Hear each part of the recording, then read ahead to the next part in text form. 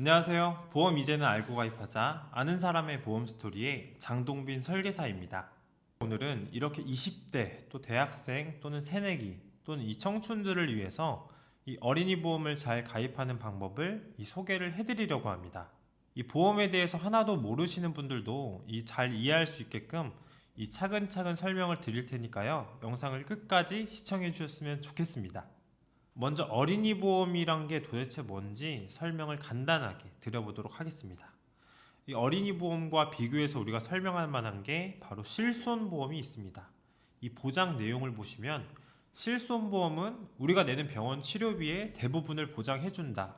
그래서 우리가 만약에 받을 수 있는 보험금도 이 병원 치료비 한도로만 받을 수가 있습니다. 반면에 어린이 보험은 이 병원 치료비가 얼마나 나왔던지와는 관계없이 암에 걸린다든가 뇌출혈, 심장마비 이런 뇌심장 질환에 걸리게 되면은 이 보험을 가입할 때 약속한 진단비나 또 수술을 하게 되면 수술비 이렇게 치료비와는 관계없이 정해진 약속한 금액을 지급하는 게 어린이 보험이다, 종합보험이다 이렇게 이해하시면 되겠습니다. 그리고 다음으로 보험료를 보면요, 이 실손보험은 이 가입하는 사람의 성별, 나이, 하는 일에 따라서 보험료는 조금씩 달라질 수 있지만 대체적으로 어느 보험사에 가입을 하든지 보험료는 크게 차이가 없습니다. 이 모든 사람의 가입 조건, 보장 내용이 동일하기 때문에 이 보험료도 크게 차이를 보이지 않는 것이죠. 하지만 어린이 보험의 보험료는 내가 예산을 어떻게 설정하고 어떤 보장을 추가하고 넣고 빼느냐에 따라서 보험료가 천차만별로 달라집니다. 이 설계사에게 설계를 받으면 그 설계사가 어떤 특약을 넣고 또 내가 어떤 부분을 조절하느냐에 따라서 이 보험료는 천차만별로 달라진다고 이해하시면 되겠습니다. 그 다음 보험료에서 갱신과 비갱신을 봐야 합니다. 우리가 먼저 실손보험을 보면은 실손보험은 모두 1년 갱신형입니다. 이 갱신형이라는 것은 이 갱신 주기인 1년이 지날 때마다 보험료가 변동된다는 건데요. 보통은 이렇게 나이가 들어가면서 보험료가 올라가는 게 일반적입니다. 아쉽게도 실손은 비갱신형으로는 가입할 수 없고 오로지 갱신형으로만 가입할 수가 있습니다. 반면에 어린이 보험은 비갱신형과 갱신형을 선택할 수 있는데요. 만약에 여러분들이 어린이 보험에 가입을 하신다면 저는 비갱신형으로 가입하실 것을 권장드립니다. 갱신형과 다르게 비갱신형은 이 납입기간, 정해진 납입기간이 정해져 있고 이 납입기간 동안 보험료의 변동이 없습니다.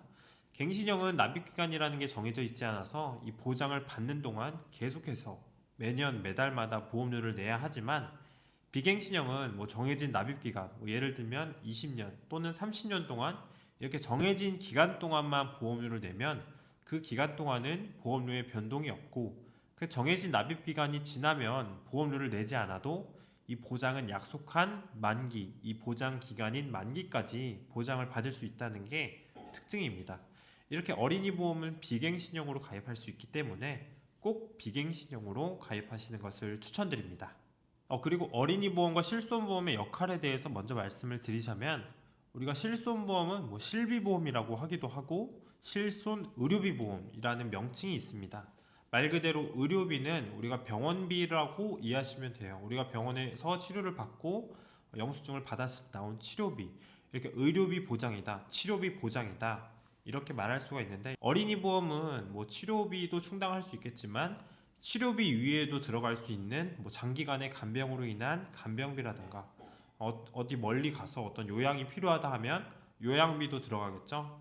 또 건강 관리하는 데도 비용이 들어가고 만약에 나중에 경제활동을 하다가 어떤 암, 뇌, 심장질환 이런 중대 질환으로 만약에 일상에 지장이 가고 직장을 못 다니게 되면 그런 경제적인 손실이 있을 수 있기 때문에 그런 어떤 손실에 대한 보전 역할 이렇게 목돈으로도 활용할 수 있고 이렇게 역할이 다르다고 할 수 있습니다. 네, 이렇게 실손보험과의 비교를 통해서 어린이 보험이 어떤 보험인지 좀 이해가 되셨나요? 앞서서도 잠깐 언급은 드렸지만 납입기간과 만기라는 게 있습니다. 만기는 보험으로 보장받는 기간을 말하고 납입기간은 보험료를 내는 기간입니다. 보통 우리가 추천드리는 만기는 바로 90세 만기입니다. 보통 만기는 100세도 있고 90세도 있고 80세도 있는데 또 80세 만기는 너무 짧은 것 같고 이 100세 만기는 너무 긴 것 같고, 왜냐하면 이 만기에 따라서 보험료가 달라요. 그러니까 만기가 길수록 그만큼 보험료도 올라갑니다. 그렇기 때문에 이렇게 절충을 해서 저는 90세로 가입하시는 것을 권장드리고요. 납입 기간도 20년과 30년, 보통 이렇게 비교를 해보면 20년 납이 30년 납보다 월 보험료는 좀 더 비싸지만 이 총 내야 되는 보험료를 보면 20년 납이 30년 납보다 몇백만 원 저렴한 경우도 있기 때문에 저는 납입 기간은 20년을 추천드립니다. 정리를 해서 말씀드리면 만기는 90세, 납입 기간은 20년. 그래서 20년 납 90세 만기로 추천드리고, 이 제가 보험을 설계를 해드릴 때도 20년 납 90세 만기에 맞춰서 설계를 도와드리고 있습니다. 다음으로는 가장 중요한 이 특약의 구성이죠. 제가 맨 처음에 말씀드렸을 때도 이 어린이 보험은 이 설계사가 어떻게 설계를 하느냐에 따라서, 그리고 설계를 받아보시고 내가 어떤 특약을 넣고 빼고 하느냐에 따라서 이 보험료가 천차만별이라고 할 수 있습니다. 내가 돈을 들여서 모든 상황에 대해서 대비하기보다는 꼭 필요한 중대한 상황에 대해서 나는 적절하게 충분하게 보장을 받겠다 이렇게 생각하고 설계를 해야 저는 합리적인 설계가 나올 수 있다고 생각합니다. 보험에서 가장 중요한 특약이 뭘까요? 바로 3대 질환이죠. 암, 뇌, 심장 질환이라고 하는 이러한 질환들은 나중에 우리가 경제 활동을 하게 되고 또 왕성하게 사회 활동을 하게 될 때 이러한 암에 걸리거나 뇌질환, 심장질환 이런 질환에 해당이 되면은 직장 생활을 못 하게 될 수도 있고 일상생활에도 많은 제약이 가기 때문에 우리가 일상이 무너지는 것을 막기 위한 안전벨트라고 생각해 주시면 되겠습니다. 이렇게 3대 질환은 진단비와 수술비로 준비를 하는데, 여기서 중요한 거는 보장 범위가 넓은 특약들로 구성을 해 주셔야 합니다. 암에 대해서 준비하기 위해서는 가장 대중적이고 유용한 특약이 바로 암 진단비죠. 진단비는 우리가 암을 치료하는 방법이 여러 가지가 있을 수 있겠죠. 수술을 할 수도 있고 항암 치료, 방사선, 항암제를 맞는가 이런 방법이 있겠지만, 이렇게 어떻게 치료를 받는지와는 관계없이 암에 걸렸다고 진단을 받으면 받을 수 있는 보험금이 바로 암 진단비입니다. 암 진단비는 넉넉하게 준비해 주시는 것을 권장드립니다. 적어도 3천만 원에서 5천만 원까지 내가 정한 예산에 맞게 준비하시는 것을 권장드리고요. 유사암이라고 해서 제자리암, 기타 피부암, 갑상선암, 경계성 종양 이런 암들이 있습니다. 내가 암의 초기 상태이거나 또 암인지 양성 종양인지 그 경계가 불분명한 이런 경계성 종양, 또 많이 걸린다고 하는 이 갑상선암, 이런 암들에 해당이 되면은 일반암이 아니라 유사암 진단비에서 보험금이 나갑니다. 유사암은 현재는 일반암의 20% 한도만 가입할 수 있기 때문에, 예를 들면 암진단비 5천만 원을 가입한다면 유사암은 1천만 원, 암진단비 3천만 원을 가입한다면 20%인 유사암은 600만 원 정도, 이렇게 한도에 맞춰서 최대한 가입을 같이 해주시는 것을 권장드립니다. 이렇게 하시면 모든 암에 대해서 대비를 하실 수가 있습니다. 본 영상은 광고 심의 기준을 준수하였으며 유효기간은 심의일로부터 1년입니다. 다음으로는 뇌혈관 질환입니다. 뇌 쪽에서 가장 보장 범위가 넓은 진단비 특약이 바로 뇌혈관 질환 진단비입니다. 뇌혈관 질환이라고 하면은 뇌출혈, 뇌에 있는 혈관이 터지는 걸 말하죠. 그리고 뇌경색, 뇌혈관이 막히는 걸 말하죠. 이런 것들을 포함해서 가장 보장 범위가 넓은 뇌질환 특약이 바로 뇌혈관 질환 특약입니다. 뇌혈관 질환 진단비도 1천만 원에서 2천만 원 정도 준비하시는 것을 권장드리고요. 또 수술비 특약으로 고안을 해줘서 뇌혈관 질환 수술비도 1천만 원 같이 구성해 주셔서 수술할 때마다 1천만 원씩 받을 수 있도록 준비해 주시는 것을 추천드립니다. 다음으로는 심장 질환입니다. 심장 질환에서 가장 대중적이고 유명한 특약이 바로 허혈 심장 질환 진단비 특약이죠. 허혈 심장 질환이라고 하면은 급성 심근경색 또는 협심증을 말하는데, 급성 심근경색은 우리가 심장 마비가 오는 것처럼 갑자기 우리가 심장으로 가는 혈관이 막혔을 때를 심근경색이라고 하고요. 혈관이 천천히 막히는 것을 협심증이라고 합니다. 이렇게 심근경색과 협심증을 포함해서 이 넓은 보장 범위의 심장질환 진단비 특약이 허혈 심장질환입니다. 추가적으로 뇌혈관 질환과 마찬가지로 이 수술비 특약도 1천만 원 같이 구성을 하셔서 수술을 할 때마다 반복해서 받을 수 있다는 장점을 가지고 있죠. 이렇게 뇌와 심장 질환은 진단비와 함께 수술비로 보완해 주시는 것을 권장드립니다.